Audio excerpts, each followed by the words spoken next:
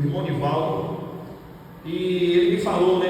O pai tem prazer no filho, né? Isso é a dinâmica do reino, né? O pai tem prazer no filho Jesus. E então, quando eu me apresentei para o irmão Nivaldo, eu falei para ele que eu também servia no ministério como pastor. E ele falou: olha, meu filho também, pastor, um dia vai conhecer. E eu tinha essa vontade de conhecer esse rico homem. Por que rico? Em Lucas 12,15 fala que a riqueza de um homem não consiste em bens materiais, mas eu tive o prazer no ambiente de mesa, há pouco tempo atrás, da minha vontade que eu tinha de conhecer o pastor Ítalo, eu tive esse prazer de conhecê-lo, né? E a gente teve um momento maravilhoso de comunhão, e de fato eu pude ver que ele é um homem rico. Primeiro, pela obra de Jesus em sua vida, que o enriqueceu com a presença do Espírito Santo. Você não pode esquecer que o Espírito Santo habita em você, e não há maior riqueza do que essa, irmão, do que ser a habitação e ter o próprio Deus habitando em nós.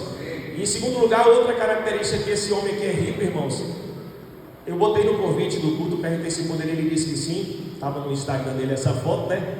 Uma esposa que Deus lhe deu. A Bíblia fala que do Senhor vem uma esposa prudente. Então o Senhor enriqueceu esse homem, como fez comigo também, viu? Ele me deu aquela linda Ana Paula ali. Olha para o lado aí, você que está com sua esposa, fala assim: Deus me fez um homem rico ao me dar você. Viu, Ana? Deus me fez um homem rico ao me dar você, meu amor. E eu alegro pai, eu alegro mãe de 3 lindos filhos. Ele vai poder falar um pouquinho sobre aquilo que ele quiser falar, né? Sobre o que ele tem vivido hoje. É um homem das nações também. E eu aprendi isso e eu tenho reafirmado: quem está indo no mesmo propósito vai se encontrar na caminhada. Então acredito que por isso que Deus me presenteou ao me acrescentar a vida do pastor Ítalo, como outros tantos que Deus tem feito. Amém, irmãos? Então, que na liberdade do Espírito, não vou falar sim, é preciso. Você está na casa do seu pai e seu irmão aqui é teu servo, então fique na liberdade, como se estivesse ministrando na Candeia, estivesse ministrando onde você ministra no Chile, na sua própria casa, porque você está na casa do pai. Amém? Licença, queridos, que bênção, que honra estar aqui com vocês. Obrigado por me receber. Obrigado, querido. Meu nome é Ítalo, o pastor já me apresentou. Eu sirvo ao Senhor na Igreja Batista Nacional Candeias, em Vitória da Conquista, ali juntamente com o pastor Henrique, que vos manda um abraço, tá? Príncipe em minha vida, abençoado muito a minha família. E atualmente eu estou passando a temporada fora do Brasil, a gente está passando alguns anos fora. Eu moro no Chile, em Santiago, onde de certa forma o Senhor também tem nos usado. Uma alegria muito grande, obrigado mais uma vez por me receber aqui com vocês. Glória a Deus. Como são as coisas, né? Aquele dia a gente chegou, não se conhecia, faltou mesa para eu poder sentar. Aonde que eu sento aqui, o restaurante está cheio. Aí o pastor falou assim: senta com a gente. Pronto, aí colou. Aí colou, a gente se sentou e se misturou. Queridos, eu vim da parte do Senhor trazer uma mensagem para todos. Primeiramente para o meu coração, que eu preciso muito ouvir o que vai ser ministrado. E eu queria que vocês, por favor, abrissem a Bíblia de vocês lá no livro de Atos, no capítulo 12. Sim, eu sou extremamente rico, pastor. E eu falo isso sempre para minha esposa. Esse mundo é muito passageiro, tudo é muito fugaz, e o que a gente tem de mais importante são os relacionamentos que a gente faz. E o nosso principal relacionamento é o nosso relacionamento com o nosso Senhor. Ele é o nosso papai, Ele nos criou. Ninguém está aqui por acaso, ninguém é obra do acaso, ninguém é obra de uma simples evolução ou explosão. Nós somos e seremos, continuaremos sempre a ser frutos do amor, da vontade, do carinho, do detalhe do nosso papai. E o nosso relacionamento com Ele é o que é de mais importante. Eu tenho uma família linda mesmo, minha esposa é fantástica. Eu peço perdão por não conseguir tê-la trazido. Desde cedo a gente está na correria um pouquinho, e pela manhã a gente vai para a igreja, E aí, como são 3, você sabe, é complicadinho. Pelo menos por enquanto, viu? Por enquanto são 3. Então a gente aí, ela ficou com as crianças lá, para a vida seria um pouco mais puxado. Em outra oportunidade, eu gostava. Amém, amém. Antes da gente dar início, se vocês me permitem, assim como estamos assentados, Senhor, eu quero te louvar por mais essa oportunidade de estar meditando na tua palavra. Obrigado, Deus, pelo Senhor ter nos trazido, pelo Senhor ter quebrado todos os impedimentos para que nós pudéssemos estar aqui, nesse lugar, juntos, meditando no Senhor, meditando em Ti, meu Deus, meu querido Rei. Que o Senhor possa falar a cada coração, que o Senhor possa, em nome de Jesus, entrar nas mentes, meu Deus, que o Senhor possa, que a Tua palavra possa ser forte e dentro de nós fazer morada, nos transformar, nos curar, em nome de Jesus, trazer para a gente, Pai, um novo momento, uma nova vida, que a Tua palavra realmente possa ter liberdade para fluir em nosso meio. Assim nós pedimos ao Teu Espírito Santo, em nome de Jesus. Amém. Amém, queridos? Irmãos, eu quero ler alguns versículos em Atos, só que antes eu queria trazer um certo contexto, e eu prometo que eu não vou me delongar hoje, mas a palavra que vai ser ministrada, ela vai trazer uma parte da história da igreja muito conturbada, muito cheia de desafios e muito cheia de dificuldades, como sempre foi. Então, nessa altura do campeonato, em Atos 12, o Senhor Jesus morreu e ressuscitou, ascendeu aos céus, mais ou menos no ano 33, e aí, 10 anos depois, mais ou menos 12 anos depois, estamos aqui em Atos 12. Pedro, cheio de Deus, lidera a igreja, e a igreja avança, a igreja cresce, não mais às centenas, mas aos milhares, na verdade, às dezenas de milhares.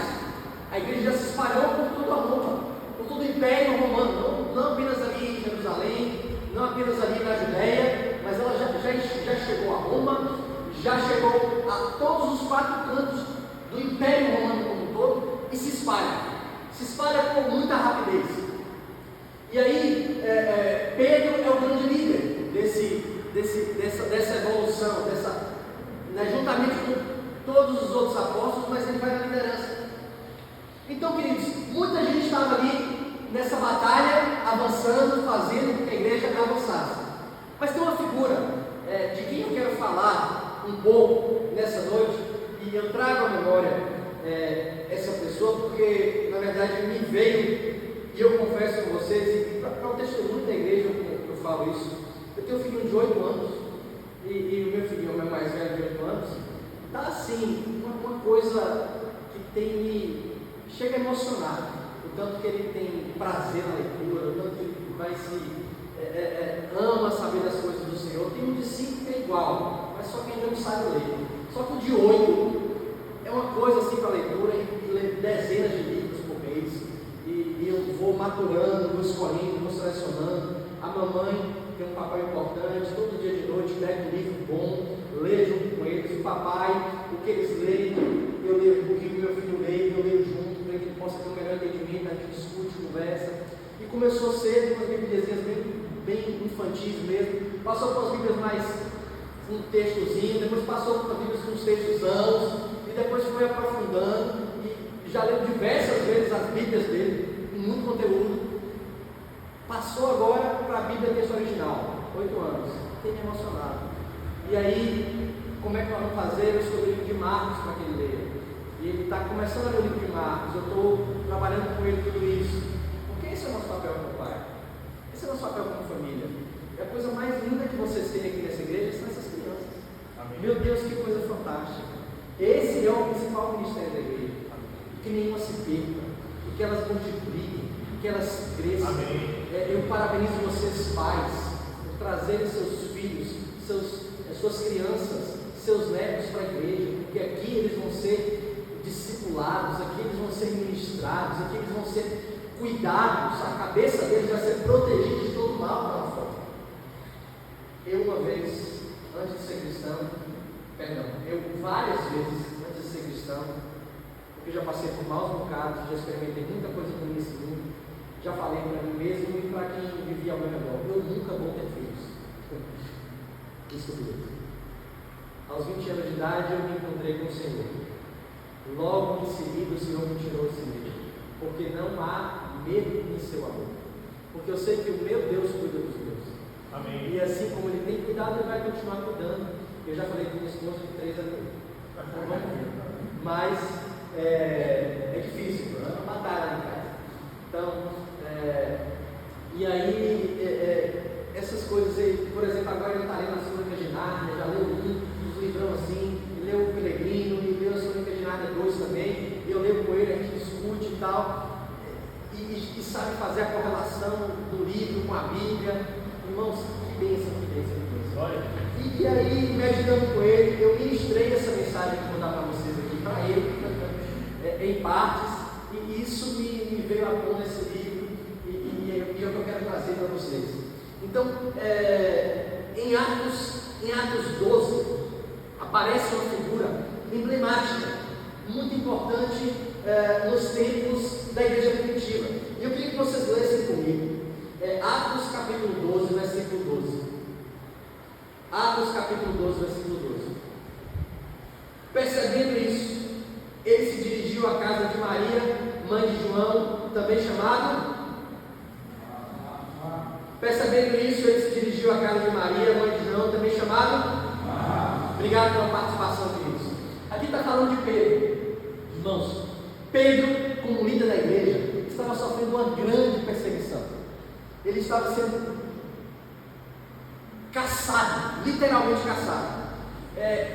Dias antes, pouco antes, o governador havia matado a Tiago. Tiago foi o primeiro apóstolo mártir, irmão de João que escreveu o livro de João. O irmão dele, Tiago, foi morto dias antes, e o governador gostou tanto da resposta de ter matado, o povo gostou tanto. O povo que perseguia os cristãos gostou tanto de ter matado. Um dos líderes falou assim: eu vou pegar agora o cabeça. E pronto. E pegou Pedro, botou na prisão. Versículos antes, se vocês buscarem, vão lá em casa, você vai ver que Pedro nesse momento está fugindo. Quer dizer, ele acabara de sair da prisão por uma obra milagrosa do Espírito Santo, que enviou um anjo até a prisão. Pedro estava guardado por 16 soldados, 2 grudados nele. Ele estava com cadeados nos braços e nos pés. Mas quando o anjo chegou, um dia antes dele ser julgado e morto, na noite que precederia a noite que precederia a sua morte, ele foi milagrosamente solto. As portas se abriram, a Bíblia diz, diante dele. Ele saiu e ninguém o viu sair, nenhum dos 16 soldados. Depois o governador mandou matar todos os 16 por incompetência. Vai fazer o quê? Diante de Deus, meu irmão? Vai fazer o quê? Coitados, não morreram. Mas Pedro saiu. E após sair da prisão, no meio de toda essa perseguição, ele foi para um lugar. Aonde que Pedro foi? Pedro foi para onde a igreja se reunia na igreja em Jerusalém, nos tempos primitivos. Se reunia em templos assim, não, se reunia nas casas. E um dos lugares aonde se reunia era na casa dessa pessoa aqui, chamada Maria, como toda mulher na Bíblia, Maria. Mas essa daqui, ela é distinta, porque se faz distinção, porque ela era a mãe de João, também chamado Marcos. Então, Pedro foi para esse lugar, que era onde a igreja também se reunia, numa casa lá em Jerusalém. Me acompanhemos. Tempo de perseguição. E aí, eu queria que vocês percebessem que Pedro foi para a casa de Marcos. Observe. Então, aqui a gente já consegue fazer uma correlação muito grande entre Pedro e Marcos. Eles se conheciam. Tinha um PG. Não sei como é que você chama aqui. Chama de PG? PG também? É isso. Cada igreja chama de um jeito, né? Lá na cadeia a gente chama de PG, pequeno grupo. Então tinha um pequeno grupo, tinha um grupo de conexão, tinha um grupo de estudo na casa de Marcos. E Pedro fazia parte, estava junto, e era do pessoal. Maria, sua mãe, também fazia parte da liderança, assim como muitos outros. Então, essa é uma parte da igreja de Jerusalém, no meio de toda essa perseguição. Irmãos, vamos resumir e eu quero chegar na coisa da mensagem. Percebam algo. No meio de toda essa perseguição, a igreja, ela continuava avançando. Existia um outro lugar que virou, e vocês, estudando a Bíblia, vocês vão captar esse nome muitas vezes. Antioquia era um lugar que virou o centro missionário da igreja primitiva.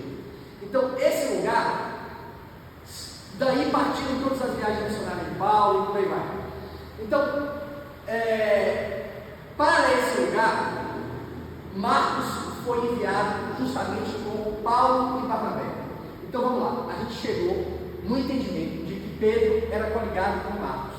E também percebemos que Marcos, esse jovenzinho, filho de Maria, um jovenzinho mesmo, coisa de 12, 13, 14 anos, ele devia ser uns 20 anos mais novo que Jesus, quando Jesus morreu.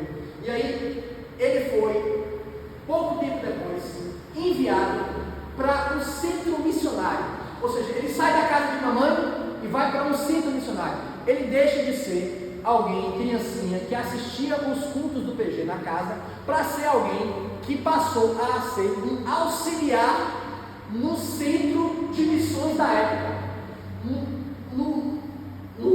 onde acontecia toda a coisa. E ele foi com nada mais, nada menos do que com Paulo e Barnabé, que era, os caras, velho. Então ele era amigão de Pedro, Pedro era cara. E aí se coligou também com Paulo e com Barnabé, que a gente sabe. E quando a gente vai ler as histórias bíblicas, o que eles fizeram e o que aconteceu através deles. E eles eram assim, como é que fala? Um encarne, né? Um encarne era, sei lá, não sei, bate no Robin, não separa. É chita ali, não separa, né? Arroz com feijão na mesa do brasileiro. Se tirar não funciona. E aí o que acontece? Assim eles eram. O que acontece é o seguinte: aí, tudo estava evoluindo também, tudo estava avançando também. E Marcos, já nesse lugar, em Antioquia, ele foi testado, foi aprovado, ele foi treinado. E certa feita, Paulo falou com Barnabé o seguinte: cara, bora fazer umas viagens missionárias, porque a gente precisa alastrar o evangelho para lugares que a gente ainda não foi. Vamos ousar, vamos sair e tal. Pronto, essa foi a primeira viagem missionária. E aí, depois de orar, depois de pedir direção ao Espírito Santo, assim aconteceu. Eles se separaram e saíram para a primeira viagem missionária. Irmãos, presta atenção, não vai ser longo, mas eu preciso que vocês prestem atenção nessa introdução. Resumindo, antes de sair, eles tiveram a grande ideia de levar com eles um cara chamado Marcos. Então Marcos, ele saiu de Jerusalém, foi para Antioquia, e de Antioquia, que era o centro missionário, ele passou já a fazer parte das viagens missionárias. Olha que maravilha! Cresceu no berço cristão, e depois ele foi treinado, ele se disponibilizou e estava fazendo, e a Bíblia fala dele por muitas vezes que ele era um excelente auxiliar, que ele era um ótimo ajudador. A Bíblia dá testemunho de Marcos no livro de Atos. E aí, irmãos, primeira viagem missionária, partiu. E aí, eu vou falar alguns lugares, mas Paulo e Barnabé saem juntamente com Marcos, e aí eles vão fazendo, passam por Chipre, e coisas tremendas acontecem, eles pregam, muitos convertidos, oposição, gente querendo matar, mas eles conseguem avançar, depois eles vão para outro lugar, e depois eles chegaram num lugar chamado Panfilha, e aí nesse lugar, irmãos, aconteceu algo inesperado. E aí eu quero ler com vocês o que aconteceu nesse lugar.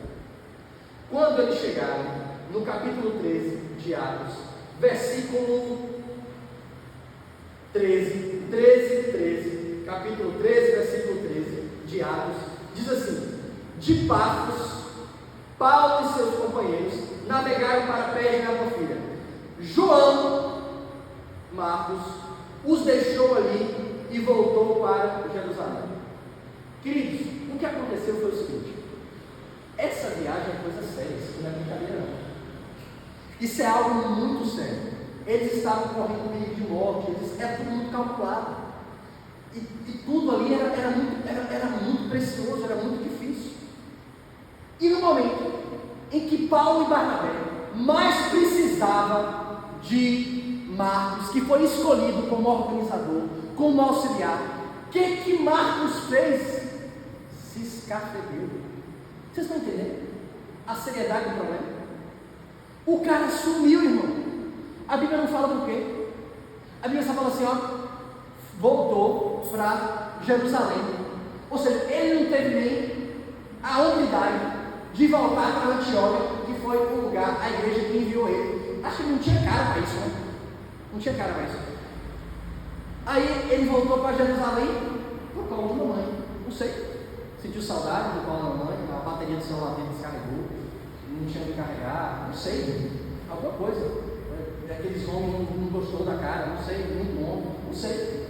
Eu sei que está claro na Bíblia como e em que circunstância, e a palavra não existe outra, ele desertou, ele largou o arado, abandonou a liderança e deixou todo mundo na mão, todo mundo confiou nele, ele largou. O que aconteceu? Paulo e Barnabé não tinham o que fazer, acordaram, não acharam mais ele se escafedeu, continuaram a primeira viagem missionária. A primeira viagem missionária, irmãos, foi uma bênção, maravilhoso. Eles rodaram, foram para pregar, passaram por dificuldades tremendas, mas a primeira viagem missionária foi fantástica, durou mais ou menos um ano. Paulo e Barnabé. Resultado, voltaram para Antioquia, e aí o que aconteceu? Passado um ano, Paulo falou com Barnabé, e Barnabé falou com Paulo assim, olha, rapaz, aquela viagem foi massa. É porque eu sou de Salvador, 20 anos lá, de vez em quando sai massa. Aquela viagem foi muito boa, aquela viagem foi legal demais. A gente tem que fazer outra. Bora fazer outra? Bora. E qual é a ideia? Eles oraram, e intercederem, e buscaram direção, e o Senhor mostrou que eles deveriam passar pelas cidades aonde eles já haviam ministrado, ou seja, passar mais ou menos por onde eles fizeram ali a primeira viagem missionária e em outros lugares. Só que aí, irmãos, entrou uma discussão, e eu quero ler com vocês isso na Bíblia, e vai ser um dos últimos versículos aqui, para a gente passar para algo que eu quero chegar. Barnabé, que era primo de Marcos, acho que puxou Marcos para o lado da família e falou assim, ó, Marcão, Paulo, bora levar Marcos, velho. Eu sei que ele pisou na bola, bora levar o cara, velho. Eu acho que dessa vez vai dar certo. Eu acho que dessa vez ele não vai pisar na bola, não. Ele já tinha voltado de Jerusalém, já tinha buscado ele estava lá, estava em Antioquia de novo, bora levar? E aí Paulo falou assim, ó, mas nem que a vagabunda, você está doido, meu irmão? O cara lá com nós, lá naquele perrengue arretado, você vai querer levar esse cara de novo? Você acha que eu vou, uma coisa séria dessa, correr o risco de levar um cara desse, que já pisou na bola desse tamanho, ele ainda não se provou apto? Resultado, Barnabé falou assim, rapaz, você está errado, nós temos que levar Marcos. Pô, dá uma chance pro cara, dá uma segunda chance. Aí Paulo falou assim, não dou, e Barnabé falou assim, também não vai. Sério mesmo, deixa eu falar o que aconteceu. O pau quebrou, meu. Mas o pau não quebrou, tipo assim, entre Ítalo e Léo, não, que é dois comedores de feijão assim, sabe? Simples. O pau quebrou, foi entre Barnabé e Paulo, os líderes da missão da igreja primitiva. Ou seja, me permita, o abençoado do atrapalhado do Marcos, além dele ter escrachado na primeira viagem missionária, em termos assim, além dele ter abandonado, ele estava melando a segunda, porque a dissensão foi tão grande que na minha Bíblia, lê comigo, em Atos 15, 36, algum tempo depois, Paulo disse a Barnabé, voltemos para visitar os irmãos em todas as cidades onde pregamos a palavra do Senhor, para ver como estão indo. Barnabé queria levar João, também chamado Marcos, mas Paulo não achava prudente levá-lo, pois ele, abandonando na família, não permanecera com eles no trabalho. Tiveram um desentendimento, a Bíblia fala assim, na minha Bíblia fala, tão sério, um desentendimento tão sério, que se separaram. Barnabé pegou eles eram de lá. Eles eram de Chipre, Barnabé era de Chipre. Mas Paulo escolheu Silas e partiu para a segunda viagem missionária. Ou seja, a atrapalhação de Marcos foi tão grande que esse indivíduo, ele conseguiu separar Barnabé de Paulo. Mas olha que coisa louca esse cara provocou. Não sei se vocês estão entendendo. O cara começou bem, o cara tinha tudo para dar certo, o cara era filho de uma mãe, né? E coligado com quem havia de melhor, mas ele desistiu. Isso teve consequências? Teve consequências. A história da igreja, nada do que eu estou falando aqui é conjuntura minha, tá? Não estou levantando hipóteses do que aconteceu. Isso é história da igreja. Muito do que eu estou falando está na Bíblia. Tudo do que eu estou falando está na Bíblia. Algumas outras coisas, a história da igreja prova que Marcos, ele acabou se esfriando e se afastando da fé. Por conta de um erro seu. Por conta de uma fraqueza sua. Cometeu, e os seus erros tiveram repercussão na igreja? Tiveram repercussão na igreja. Porque ele estava ali para fazer o trabalho. E o trabalho que a ele foi confiado, não foi feito. Ou seja, criou dificuldades. Então, vocês observem o quanto de confusão aconteceu. E sabe o que acontece, pastor? Eu percebo que, com um olhar um pouco mais aqui trazendo para a gente, eu acho que Marcos, ele acaba não sendo diferente um tanto quanto de mim e um tanto quanto de quem está me ouvindo. Porque não tem ninguém nesse auditório e não tem ninguém nesse recinto que nunca errou e que nunca pensou em desistir e que nunca pisou na bola ou que nunca já deixou a sua liderança para baixo, ou que nunca deixou o seu esposo por um erro seu para baixo, ou sua esposa para baixo, ou que nunca pisou na bola dos seus filhos, ou que nunca pisou na bola com o próprio Senhor. Isso, irmãos, é do homem. Isso é do homem. É bom que assim seja? Não deve ser assim. Mas isso acontece quando a gente não vigia. E é por isso que a gente tem que estar sempre vigiando, é por isso que a gente está sempre, sabe assim, tomando cuidado, para que essas coisas não se passem conosco. Mas, irmãos, vai passar com um, vai passar com o outro. Isso tem consequências? Tem consequências. A gente tem que fugir disso. Mas o Senhor, irmãos, Ele cuida da gente. E sabe o que acontece? Quando isso acontece comigo, quando isso acontece com você, muitas vezes chegam Paulos da vida, e Paulo não era perfeito. Paulo foi a primeira pessoa a apontar o dedo e falar assim: ó, você está cancelado, seu miserável. Foi isso que Paulo fez. E quantas vezes as pessoas já não nos cancelaram por causa de erros nossos? Quantas vezes a gente já não pisou na bola por uma coisa ou outra e a gente ficou marcado por um erro nosso? Quantas vezes a gente talvez era para fazer aquilo, a gente fez o outro e aquilo foi a nossa, me perdoa o peso da palavra, foi a desgraça da vida. Quando foi me confiado algo e eu não pude dar conta, e aquilo, sabe, irmãos, o mundo e as pessoas, elas nos cancelam, mas eu queria que você soubesse que o Senhor, Ele não é capaz de fazer isso. O amor de Deus, Ele permanece o mesmo para comigo e para com você, esteja eu, sabe assim, não importa as circunstâncias, eu posso estar pecando, me permita a liberdade com vocês, mas eu posso estar pecando ou eu posso estar orando, o amor de Deus não muda em nada. Ele nos ama incondicionalmente.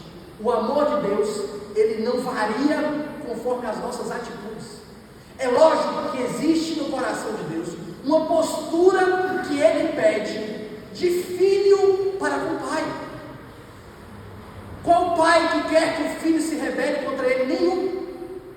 Então, existe uma postura de filho, existe uma postura de obediência. Quando nós fugimos dessa postura, é lógico que o Senhor, Ele vai tentar nos trazer de volta, e Ele sempre tenta nos atrair. O tempo todo o Senhor, Ele tenta, Ele vai atrás. Quando a gente erra, Ele vai atrás, não é a gente que vai atrás dele. Assim é o Evangelho. O Evangelho é assim. E eu me lembro, sabe de quê? Vocês vão entender onde é que eu estou querendo chegar. Eu me lembro de certa feita um rapaz, por nome Pedro, que falou assim: olha,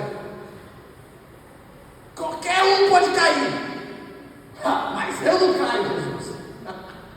Ele falou assim: qualquer um, mas eu não. Mata ou morro por você. E aí Jesus falou assim para Pedro: o galo vai cantar. O galo vai cantar. Nós conhecemos a história. Capítulo 22 de Lucas, dentre outros, relata essa história. Acho que é a partir do versículo 15. Em que Pedro, Jesus caminhando na sua morte, estava ali num momento de julgamento. Na noite que antecedeu a sua morte, Pedro negou a Jesus 3 vezes. Não foi só uma, não foi duas, não foi uma, não foi duas, foi 3. E sabe, irmãos, a Bíblia fala que Pedro, depois de verificar o que ele fez, ele chorou amargamente. Ele passou momentos terríveis. E aquilo foi, acho que, o maior fundo de poço que existe. Porque, eu não sei, João se dizia o mais amado, mas eu acho que Pedro tinha uma ligação, não sei, mais que a de João. E eles eram muito parceiros, Jesus com Pedro, era muito.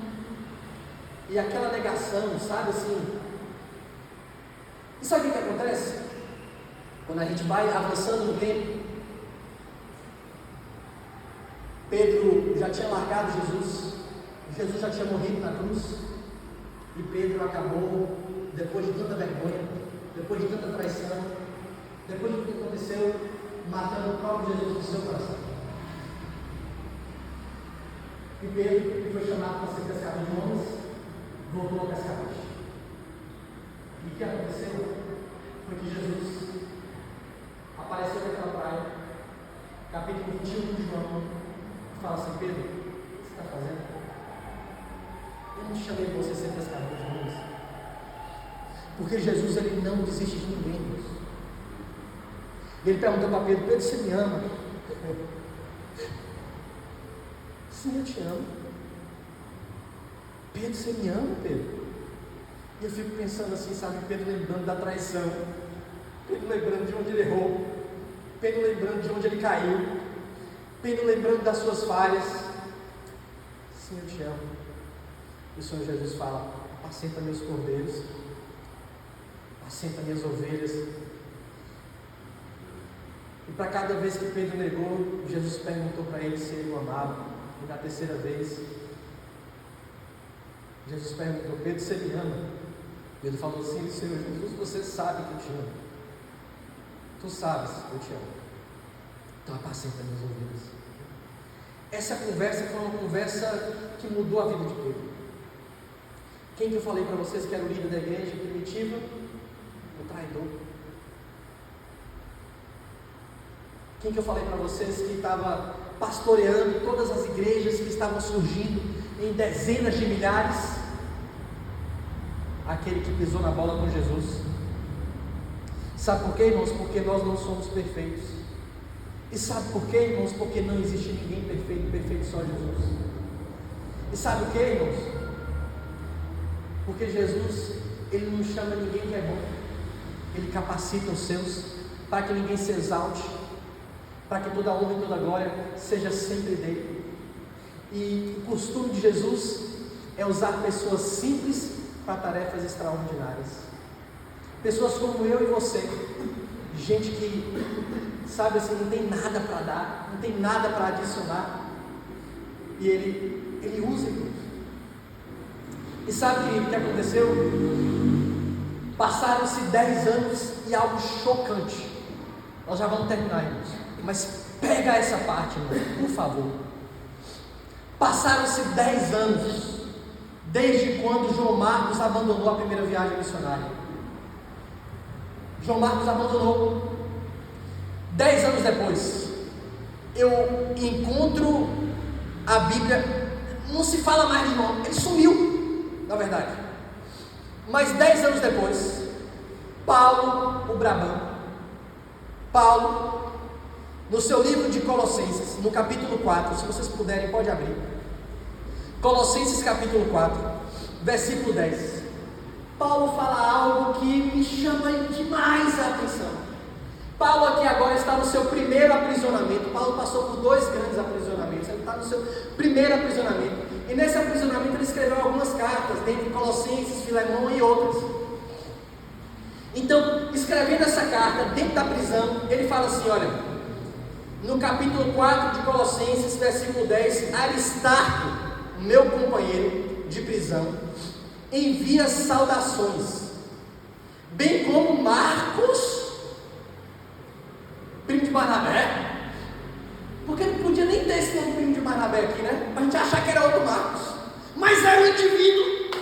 Olha onde o cara aparece. Botou primo de Barnabé só para a gente não ter dúvida.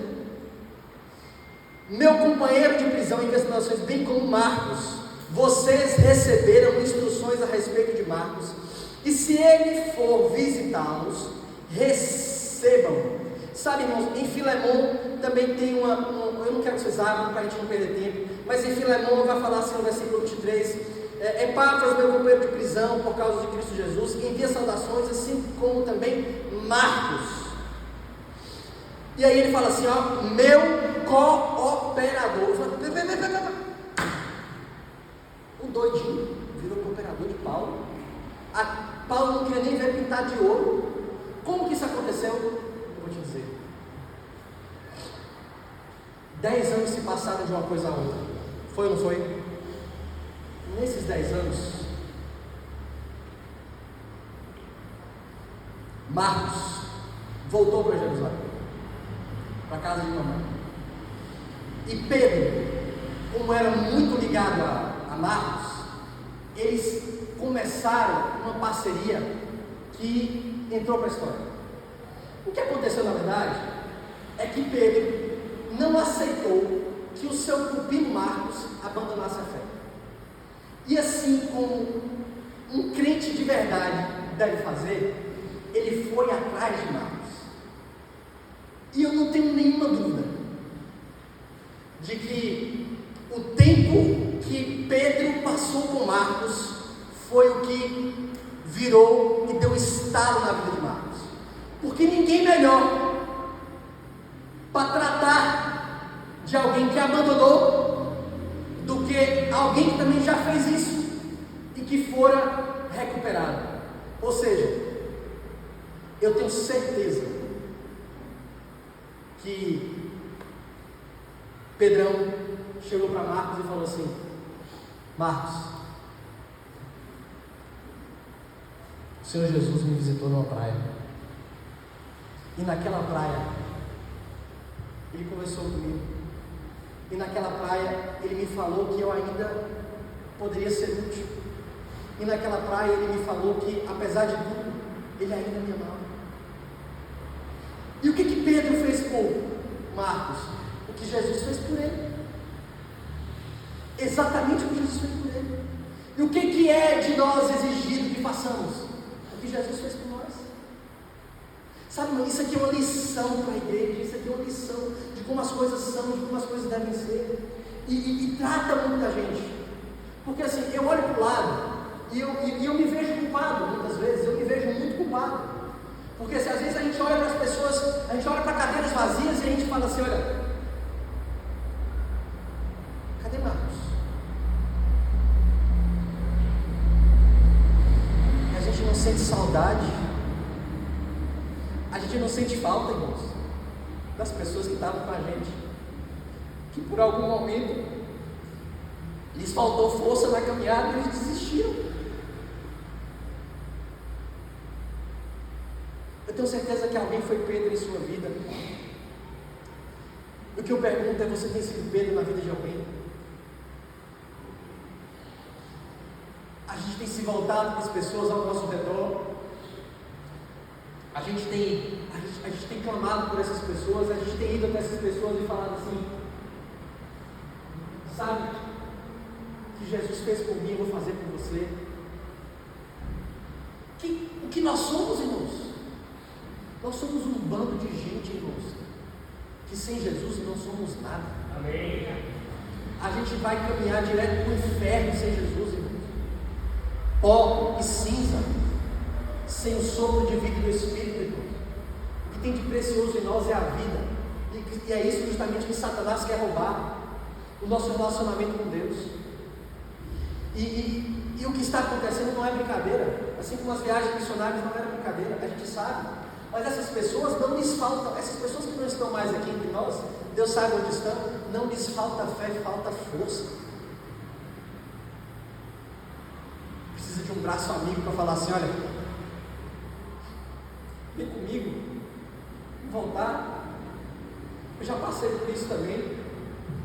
Irmão, deixa eu falar para você: você não precisa de teologia, você não precisa de apologética, você não precisa de conhecimentos bíblicos para ser um grande evangelista, para pregar nessa cidade. O que você precisa é de um testemunho fiel, e o seu testemunho vai ganhar muitas pessoas. O que você precisa é de uma vida que é fiel ao Senhor Jesus, e tudo mais acontece. A obra do Espírito, a obra não é nossa, irmãos. E Pedro fez tudo isso. Por que eu contei a história de Pedro? Por que eu contei a história da igreja? Para que vocês pudessem perceber a ligação de uma coisa com a outra. 10 anos mais tarde, irmãos, quando Paulo encontra novamente com Marcos, Marcos já está restaurado pelo seu relacionamento com Pedro. Irmãos, como é que está o nosso relacionamento? A nossa vida tem levado pessoas para Jesus? O nosso caminhar tem levado os nossos irmãos para Jesus? As nossas atitudes falam de Deus? O nosso comportamento exala o perfume de Cristo? As nossas decisões glorificam ao Senhor? Tudo isso é o nosso testemunho, queridos, e isso é muito precioso. Nós não podemos brincar com isso, irmãos. Nós precisamos ser Pedros na vida das pessoas, nos levantar assim, ajudar uns aos outros. Nós somos um time, e nós estamos em guerra. Nós somos um exército, e nós somos convidados para saquear o inferno. Deixa eu falar para você uma coisa aqui. Nesses 10 anos, sabe o que aconteceu? Pedro coligou tanto com Marcos, e é por isso que eu estou pregando essa mensagem hoje, que eu estou lendo o livro de Marcos com meu filho. E o livro de Marcos, na verdade, ele não foi escrito por Marcos. Não sei se você sabe disso, mas o livro de Marcos, ele é o livro de Marcos escrito, na verdade, ele é o livro de Pedro escrito por Marcos. Se você olhar o livro de Marcos, Pedro está lá. É um livro rápido, é um livro cheio de milagres, é um livro ativo, e imediatamente isso aconteceu. É um livro curto, do jeito de Pedrão, do jeito dele. Se você vê, Pedro está ali, e a história da igreja nos conta isso com muito detalhe. Na verdade, a busca de Pedro e a restauração de Marcos nos deu esse livro, irmãos, e levantou de novo um grande cooperador da igreja. Amém. que foi Marcos, que depois voltou para ajudar Paulo e teve todo o tempo caminhando junto. Sabe por quê, irmãos? Porque o Senhor não desiste de ninguém. E muitas vezes, pastor, quando a gente é reerguido de novo, o que passa pela nossa cabeça é tipo assim: olha, eu falo isso porque passou pela minha, irmãos. Eu acho que nós é comedor de feijão igual. Eu vou voltar.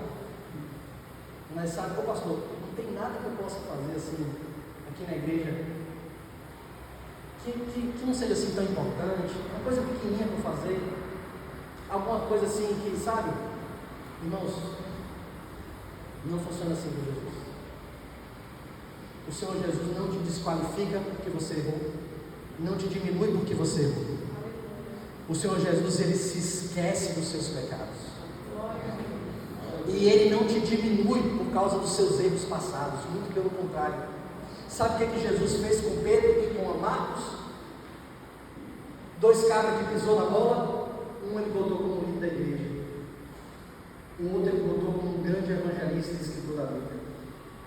E juntos eles trabalharam de forma rica no mover da igreja primitiva, sabe assim, de forma, pelo menos por 40 anos, Marcos influenciou a igreja de forma fantástica. Então, irmãos, eu quero que você entenda que, apesar de que um ou outro queira te diminuir, não aceite isso. E muito mais importante, você sabe o que acontece quando a gente erra, quando a gente pisa na bola? Sabe quem mais derruba a gente? O nosso próprio coração e a nossa própria mente. Porque a gente se auto-sabota. E costuma falar assim, como eu já falei para mim: eu perdi a oportunidade. Não vai ter mais retorno. O que eu fiz é muito feio. Eu errei demais. Eu já pisei na bola.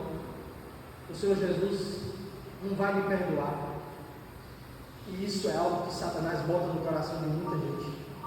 E eu quero te dizer: não ouça a mentira de Satanás. Não deixa que isso entre no seu coração, porque você não foi chamado para coisas pequenas. Você foi chamado para a obra do reino. E não existe nada mais sublime do que isso.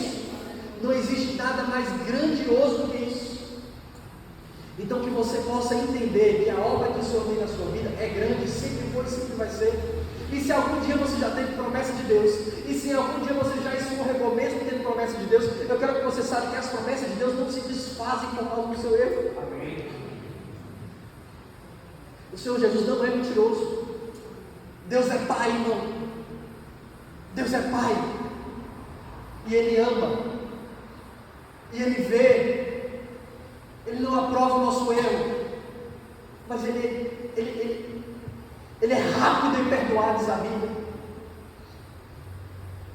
E nós aqui, irmãos, não estamos aqui para perder tempo ouvindo conversa fiada do capeta. Não, irmãos. Nós somos um povo eleito, uma geração santa, sacerdócio de Deus. É o que nós somos. Nós somos imperfeitos? Somos. Mas deixa eu falar uma coisa, irmãos. A bagunça da sua vida pode virar a sua mensagem. Porque Deus usa, irmãos.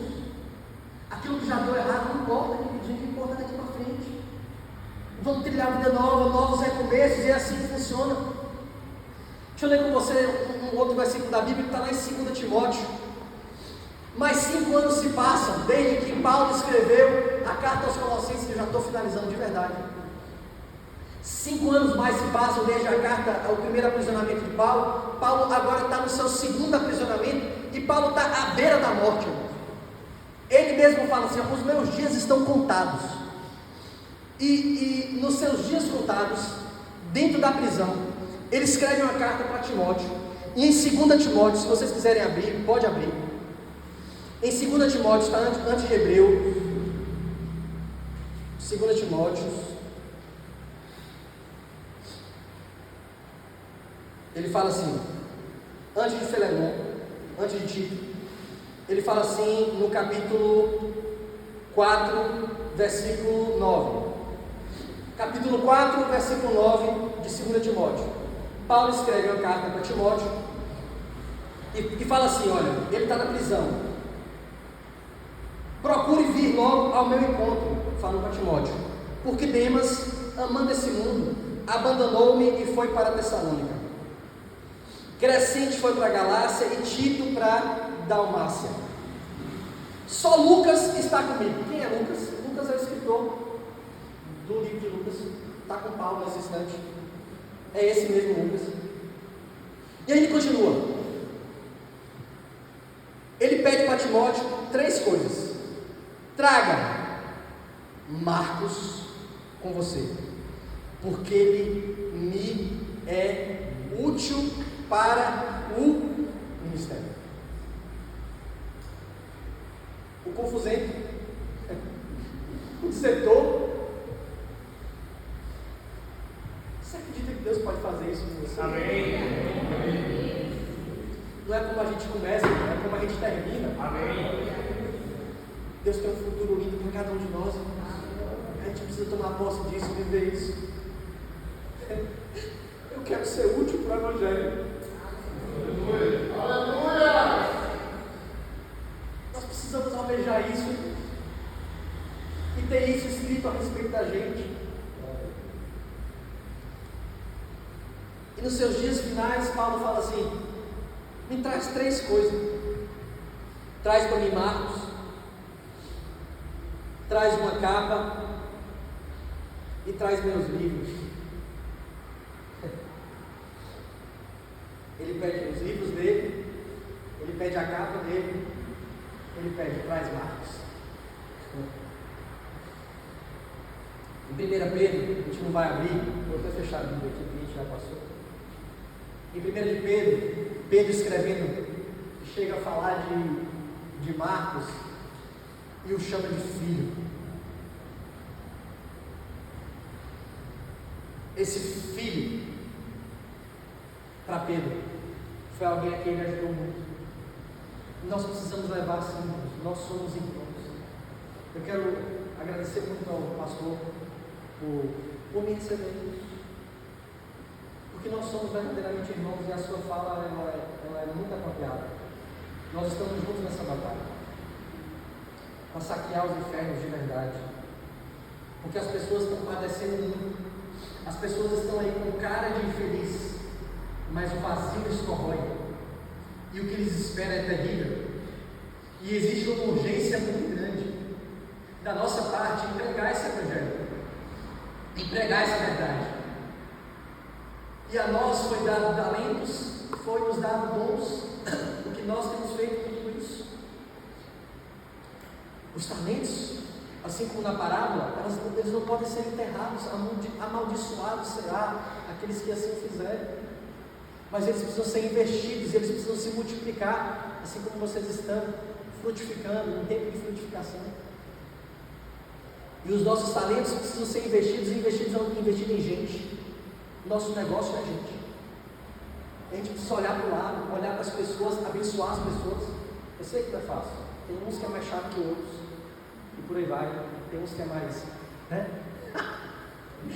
Eu sou mais chato. Mas irmão, não importa. Todos somos filhos amados. Amém. Deus não amou Paulo. Deus não amou Pedro mais do que a Marcos. Deus não amou Paulo mais do que a Marcos.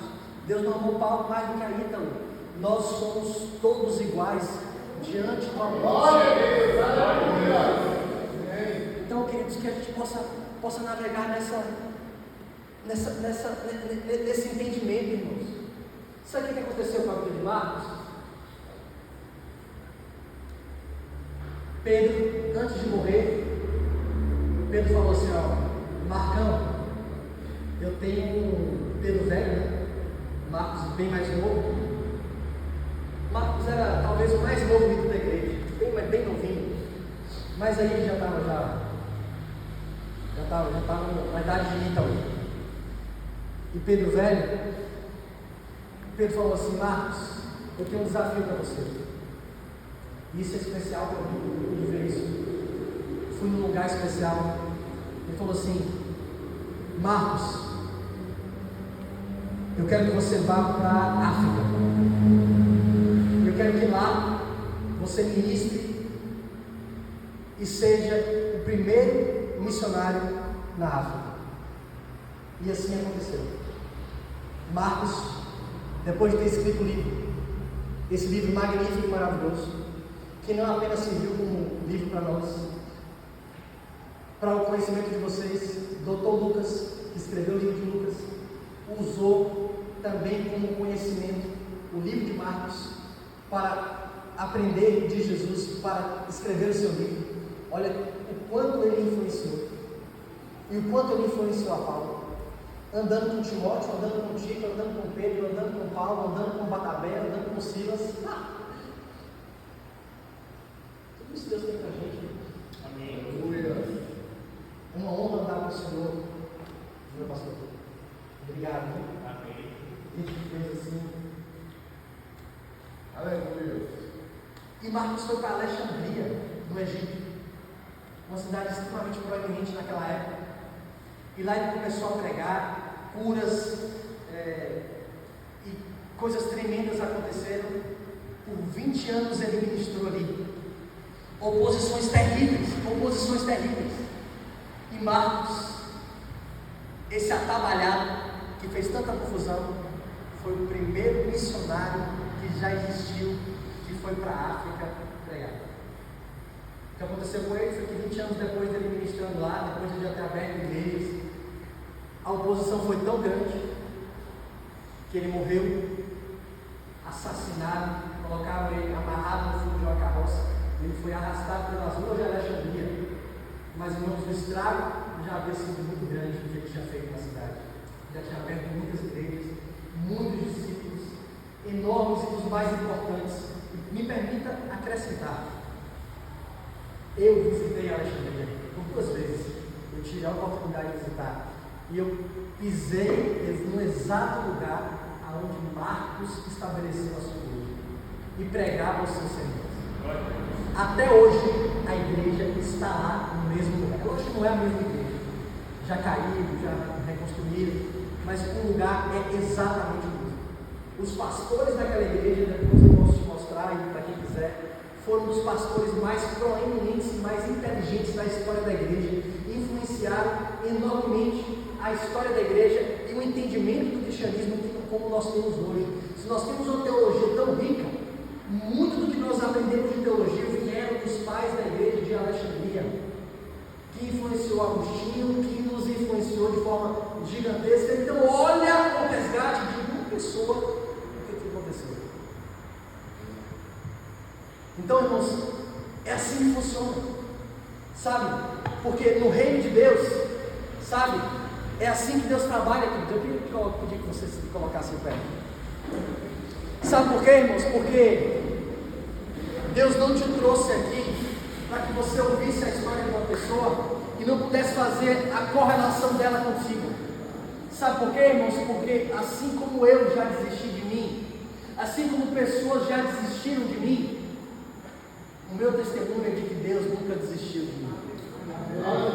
E eu queria que você soubesse, e eu vim aqui para dizer para você, que o Senhor está, sabe assim, desesperado, porque o amor dele não é pequeno, o amor dele é extravagante, o amor dele é enorme, é o maior dos amores, e o que ele mais anseia, o que ele mais anela, muito mais do que você a ele, é que você se achegue a ele, é que você volte para o propósito, é que você se restabeleça, é que você entenda que os sonhos de Deus, eles não morrem, é que você entenda que tudo aquilo que o Senhor projetou para você, Satanás não conseguiu, nem vai conseguir desfazer.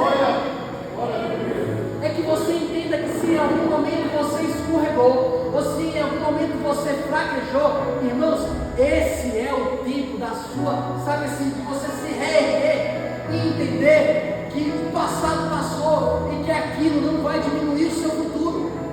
Esse é o tempo de que você tenha maturidade para entender que nós somos falhos, mas que apesar disso, o Senhor nos capacita a fazer coisas grandes. Não é porque nós somos bons, não é porque nós somos bonitos, não é porque nós somos inteligentes, não é por nada disso, é porque o Senhor é grande, nos ama e ama de igual modo a todos que estão ao nosso redor e quer nos usar para alcançar a nossa rede de influência. A sua rede de influência vai ser de Jesus. Amém. A sua casa vai ser de Jesus. A seu trabalho vai ser de Jesus. Sabe assim, os seus familiares vão ser de Jesus. A sua escola vai ser de Jesus. A sua igreja vai crescer. A sua igreja vai encher. O seu bairro vai ser de Jesus. A sua cidade precisa ser de Jesus. E quem Deus vai usar para isso? Deus vai usar Pedro. Deus vai usar Marcos. Pessoas que já pisaram na bola, mas que aprenderam com isso, mas que cresceram com isso, e cujas quedas hoje servem de testemunho para que outras pessoas não caiam, não incorram no mesmo erro. Sabe, irmãos, esse é o tempo de vocês, de nós sermos usados com mais ousadia, com mais intrepidez. Irmãos, esse é o tempo não é amanhã, o tempo de cuidar das crianças é hoje, porque depois de amanhã vai vir um professor que vai querer botar cocô na cabeça deles. É o tempo de você, papai e mamãe, ministrar para os seus filhos. É o tempo de você, vovô, ministrar para os seus filhos, guardar o coração deles, protegê-los, falar assim, se alguém falar isso para você, repreende, ou não acredite, isso é mentira. É o tempo de você se santificar, é o tempo de você largar, sabe assim, as coisas que desagradam o seu papai. Deixar tudo isso, mas eu não consigo, eu sempre caio, é por isso que eu não acredito mais em mim, porque eu sempre caio na mesma coisa, assim, eu já caí várias vezes.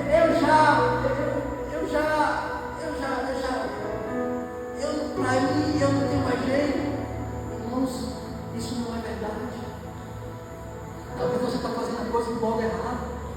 Talvez você precise, ao invés de querer consertar o seu comportamento, você se encher mais de Deus para ter forças para poder enfrentar os desafios. Se você caiu, não vai pelo mesmo lugar, senão você vai cair de novo. Procura um caminho diverso, procura um caminho alternativo, um caminho que você vai estar mais preparado para poder passar de fase. O que importa é que a gente cresça, irmãos. O tempo, queridos, de ficar assistindo chegou. O tempo de falar assim, olha, pastor prega aí, chegou. Sabe, o tempo de falar assim, olha, resolve aí, chegou. A gente que tem que resolver. A bola está com a gente, está na nossa mão, a gente precisa chutar e fazer o gol. A gente precisa entender que a mensagem já foi pregada e o pouco que você tem é suficiente para salvar o mundo inteiro. O pouco que você tem é suficiente para salvar o mundo inteiro. Valorize o conhecimento que o Senhor já te deu. Valorize o Espírito Santo, peça para ser usado, peça para ser testemunho, peça para servir, e a sua luz vai brilhar. Está tão fácil para luz brilhar no mundo escuro. O mundo está preto, o mundo está escuro, irmãos. E o pouquinho de amor que você der vai chocar as pessoas vão falar assim, epa, tem algo diferente. O que te diferencia é Senhor Jesus. Ganha a pessoa para você, depois você ganha ela para Jesus. Ganha a admiração das pessoas, depois você atrai ela para Jesus. Nós precisamos ser luz aonde for, nós precisamos ser bons exemplos. Não que os bons exemplos e a vida correta nos faça sã, nos faça as melhores pessoas, não, mas é para glorificar Deus. Nós não somos crentes porque agimos corretamente, nós somos crentes porque cremos na pessoa correta. Mas essa fé muda o nosso comportamento. Você está entendendo, irmão? É hora, Deus. É hora. Deus aposta em você. É por isso que Ele te chamou. Nosso Pai não é burro. Nosso Deus não é um Deus, sabe, que não sabe o que faz.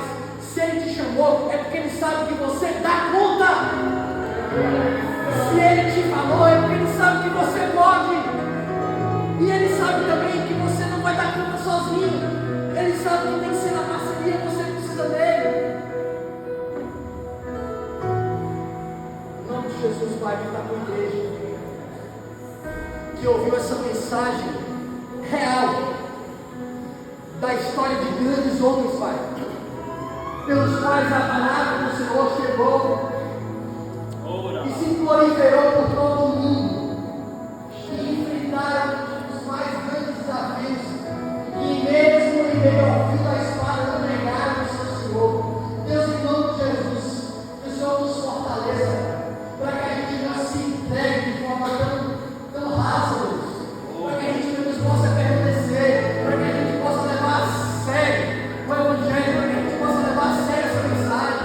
Deus, fortalece os pés, meu Deus, que nós possamos, meu Pai, construir as bases para permanecer, Pai. Chega, Pai, das tempestades nos levar, chega das lutas nos derrubar, em nome de Jesus, que seja escrito uma nova história, que a partir de hoje, Pai, nós possamos caminhar um novo caminho, um caminho mais excelente, um caminho mais perfeito, um caminho de maior comunhão, um caminho de maior frutificação, um caminho que vai construir de verdade o nosso testemunho. Deus, constrói um testemunho, constrói uma pregação, através da vida de cada cristão agora. Em nome de Jesus, Pai, Espírito Santo, prega todo mundo, Pai, e nos molda, Senhor, nos molda, Pai, o nosso coração, a nossa mente, Pai, nos atrai, Senhor, nos convence, Pai, nos ajuda, e que nós possamos nos disponibilizar para que essa obra seja feita. Oh Deus, é isso que eu te peço. Essa é a minha oração. Em nome de Jesus essa noite, Pai. O quanto que Deus vai te usar, irmãos, o quanto que você se disponibilizar. Esse é o tanto que Deus vai te usar. O tanto que você se deixar usar. O tanto que você se dedicar. Entenda, irmãos, nós não estamos dedicando a nossa vida a qualquer coisa. É a coisa mais sublime de todas. A única pela qual você vai chegar lá na frente e não vai se arrepender de ter feito. em nome de Jesus, vocês possam voar nas asas do Espírito e que vocês possam avançar com fé e intrepidez a partir de agora, cada vez mais, em nome de Jesus. Amém?